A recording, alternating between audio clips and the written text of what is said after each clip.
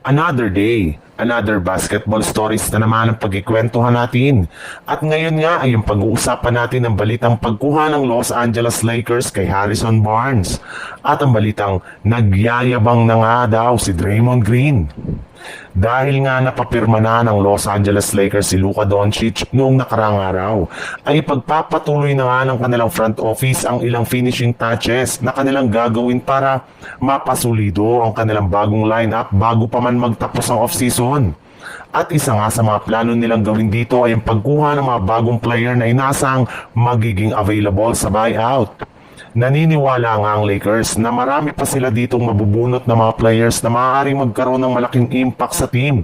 Kagaya na lang nina Nikola Vucevic ng Chicago Bulls, Chris Middleton ng Washington Wizards at maging si Kevin Love ng Utah Jazz. Bukod nga sa buyout market, ay maaari rin naman nga silang gumawa ng trade na magpapalakas pang lalo sa kanilang lineup. Katulad ng kalalabas pa lang na trade ni Austin Reeves papunta sa San Antonio Spurs.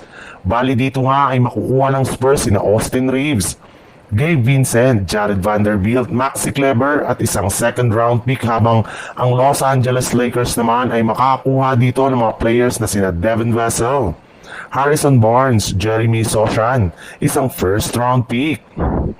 Sa ibang balita naman, dahil nga sa mga magagandang balita na lumabas ng mga nagdaang araw patungkol sa pagkuha ng Golden State Warriors kay Al Horford at ang pagbabalik nila kay Jonathan Kuminga, ay unti-unti na ang nagiging ready ang kanilang lineup para sa darating na bagong season ng NBA. Sa katunayan, habang busy nga ang kanilang front office sa kanilang mga bagong move na gagawin sa mga susunod na araw, ay sinisimulan na rin naman nga ng kanilang mga manlalaro na mag-practice sa loob ng kanilang pasilidad.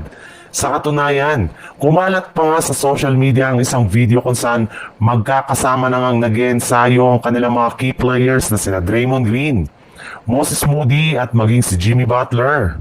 Kahit man nga hindi pa nag-uumpisa ang training camp, ay todo nga ang kanilang mga ginagawa dito since desidido talaga sila na makabawi next season. Mismo si Draymond Green na rin naman nga ang matapang na nagsabi sa harap ng kamera at sa harap-harapan mismo ni Jimmy Butler na sila nga daw ang magkakampiyon next season. Hindi na nga nila hahayaan pa na maulit muli ang nangyari sa kanilang team last season. Sa madaling salita, mukhang maaga na ngang nagbabala si Draymond Green sa lahat ng mga kupunan sa NBA, kagaya ng ginawa noon sa All-Star Weekend.